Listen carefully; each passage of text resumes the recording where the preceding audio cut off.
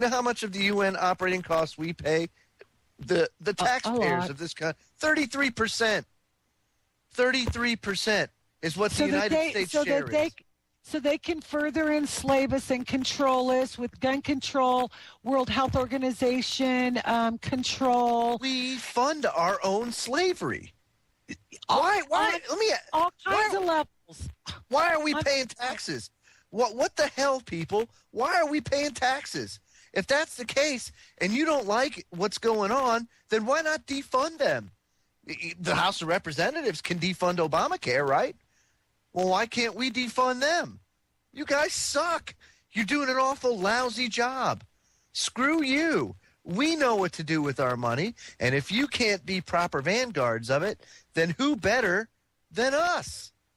Well, the problem goes back again to language and how we've been tricked into contract and those types of things. Just like the UPU. When we get our mail delivered to our door, instead of picking it up general delivery at the post office, that is our contract to with the IRS to be taxed for the funding of the Federal Reserve Bank. It's retarded. I mean, we are, we keep going into these contracts unbeknownst to us to our own demise. That's right.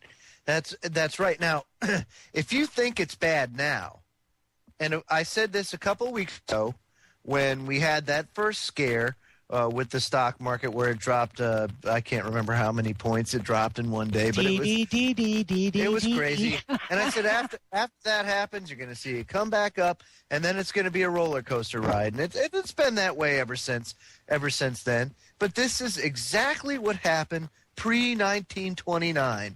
If anybody goes back and looks at pre-1929, the stock market before the Great Depression, this is what it did. It was a gigantic roller coaster ride that resulted in a complete collapse. And we're seeing it in Europe now. Greece, who is supposedly the pariah of the European Union, mind you, folks, it is a little island nation. Let's remember exactly what it is.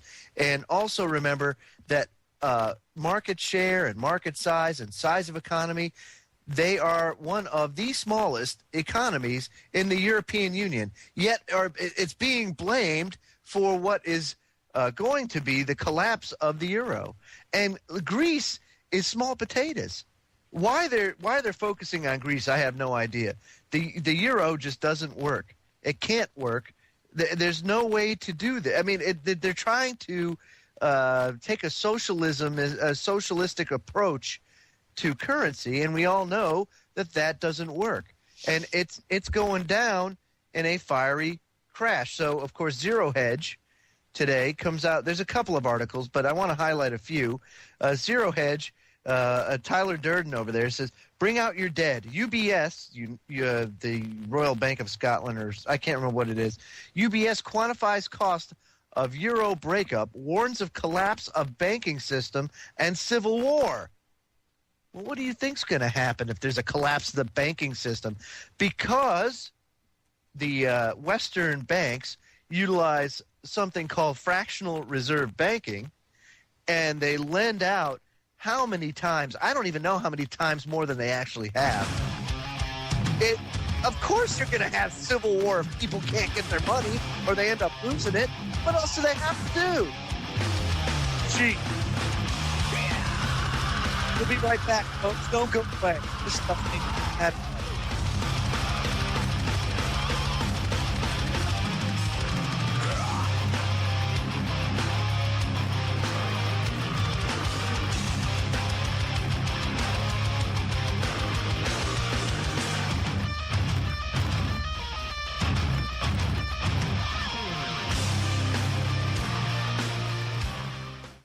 Anybody want to check out our website? It's thefreedomlinkradio.com. The email address, thefreedomlink@centurylink.net. Anybody that has any questions, comments, needs any links of anything that we've talked about in a past show, just give us an email. Again, that's thefreedomlink@centurylink.net. You can also catch me, Joe Joseph, on Facebook if you want. Just friend me and Gwen as well. and we'll be happy to do whatever we can to help you out. Now, one fact that I find interesting, Gwen, as we talk about slavery, the collapse of the euro, is MSNBC comes out with an article today that says working age poor, population highest since the 60s, 3 out of 5 below the poverty line are now adults between the age of 18 and 64. And it is interesting. I'm 35 years old, and I remember my father, who consequently pretty much does the same thing that I do, only he works in the private sector. But at my age, he was making what I do now, and only this was in the late 80s, early 90s. So, of course, the mortgage wasn't as much. The cost of living wasn't as much. Food and gasoline wasn't as much. So, of course, they were able to save a lot more. They were able to do more things, and now they're much more financially independent. Whereas here I am, 35 years of age, and things cost God knows how much more than they did, let alone, 20 years ago, let alone 10 years ago or 5 years ago. It's no wonder why people are struggling. I mean, inflation's going through the roof. And it makes you wonder, what the hell are we participating in this damn broken system for when there are alternatives out there? The problem is there's just not enough attention being paid to it because the powers that be don't want you to know the truth. That's right. They sure don't. And they're not going to tell you the truth. In fact, they're going to draw you into more and more contracts that control you and enslave you. And, you know, Joe, it was really shocking for me, even though I've talked, for almost 2 years now about prepping and what people can do to prepare. And no matter what your budget is, do an inventory, get what you don't have, all of that stuff. I've been talking and ranting and raving about for 2 years. Well, I'll tell you what, a couple weeks ago when the CEO of Walmart comes out and tells people food is going to be an issue and you better stock up now while you can get it and while it's still affordable, because food is going to there's going to be a disruption in the amount of food that you get, and it's going to skyrocket in cost. The CEO of Walmart said that. So it's like, are you people not paying freaking attention? Wake the hell up and do something. No, I agree. They are going to crash this machine. And if you don't have barter systems in place, if you can't live without your electricity, you better get some damn oil lamps, and you better do it quick. Hello? Yeah, it's always good to be prepared. You know, one thing that highlighted that for me was this past hurricane that we just had, in that when it hit North Carolina here, it was only a Category 1, and we've had Category 1s. And as a matter of fact, when it hit me, it was a tropical storm. Now, a lot of people are like, oh, well, you know, it's only a Category 1. Everything will be fine. Now, people don't remember. And see, in 2004, we got hit with a Category 1. And forgive me because the name escapes me right now. But that really screwed this area up, something awful. And so, of course, this one rolls around, and people don't pay attention to history. And they don't understand that 7 years ago, we had a Category 1 that really screwed it up, and that people were without power for weeks at a time. And this one rolls through. And what do you know? People are without power. Some of them are still without power. And they just don't get it.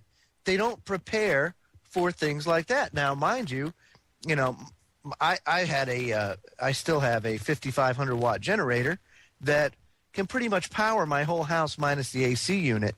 And of course, you got to do some shuffling around with your breakers and all, but no big deal. But yeah, 60 hours I was without power. And 60 hours I had power. And I had enough gasoline to see me through because I had it stored up. And that's what you do. You do a little bit at a time.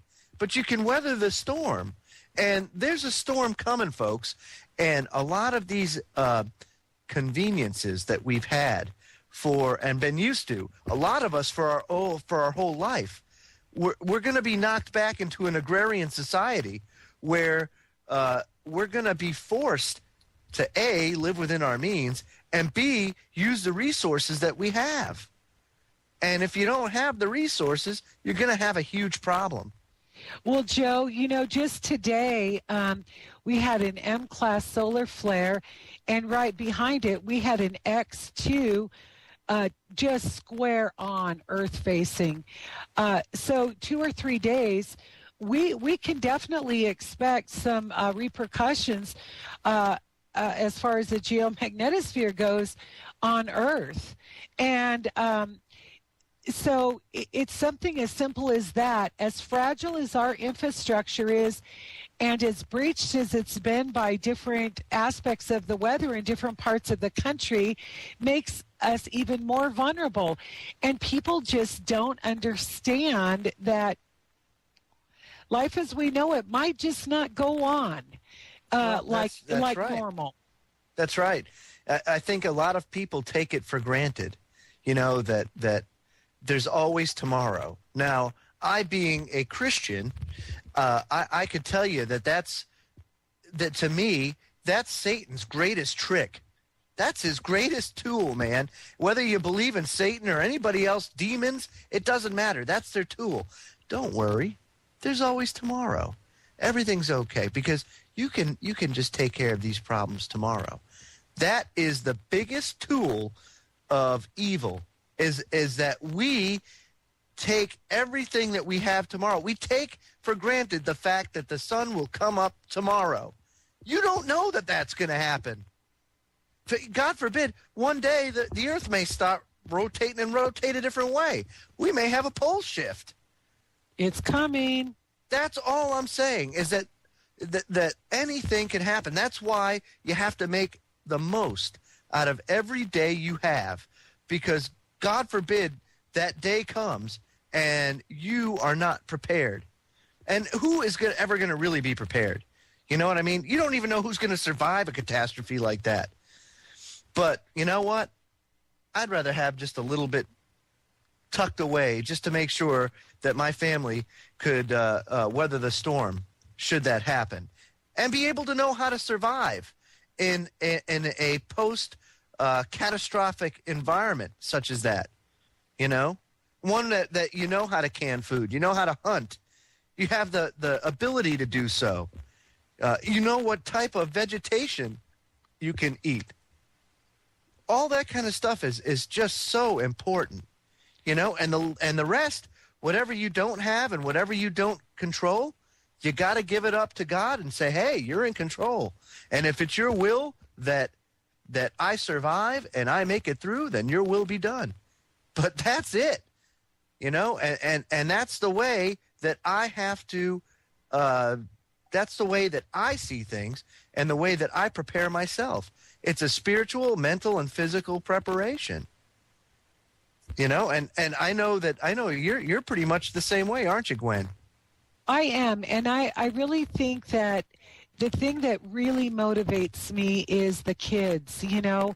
Sure. And because I just can't imagine what it would be like to see the little ones hungry and sick and not be able to do anything for them. I mean, to watch your child die of starvation or die of thirst or die because you didn't have just even the basic medical supplies that you could have gotten and you didn't, because it was more important to go get your hair done or get your fingernails done or buy a new car or have, 5 TVs in your house or whatever it is, To me, that's just not okay. No, it's not okay. When we come back, it'll be the home stretch of this show for tonight. Next week, folks, we start 2 hours Tuesday and Thursday. It'll be 10 p to 12 a.m. On Tuesday and Thursday. So stay tuned. We'll be right back.